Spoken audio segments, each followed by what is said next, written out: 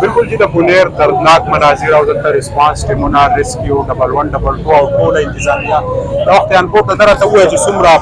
لاشونه چې دي هغه دا وخت تاسو ریکور کړل. د ډے فرست باندې چې کوم موږ دلته چې کله ما ټیمز رالل زه د سوابۍ نه دلته راغلم د اپریشن سپرویژن دپاره ټول اپریشن زه کوم لګیم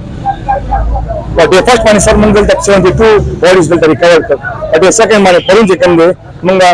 42 ډیډ باډیز دا زموږ ریسکیو خبره کوم دا هغه ریکور کړل. نن چې کوم زموږ 10 ډیډ باډیز موږ دلته ریکور کړ آی کې قدم نګر کې دا واټ چې کوم راکم تاسو کیمرې غوډینه باندې ګورئ دلته موږ 2 small babies او یو چې کوم فیمیلز هم د ځان ریکور کړ. نن اپریشن لا کنټینیوز دی موږ دلته کیو سټاف هم سره تاسو چې کوم دا وخت ډیوایسز دي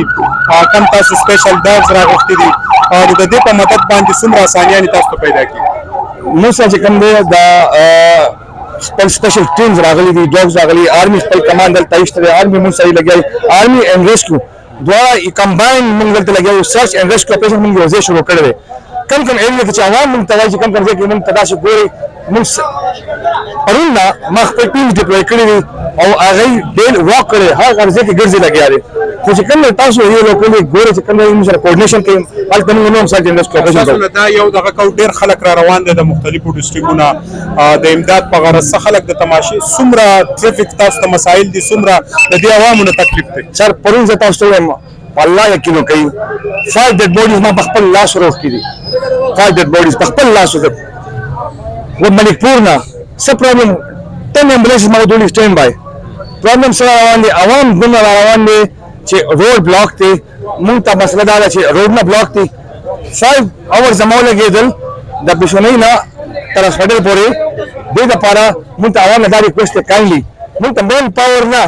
هیوی مشینری گورنمنٹ آلریډي لګیا ده هیوی مشین دې کې بشونۍ کې لګیا دي التا دلته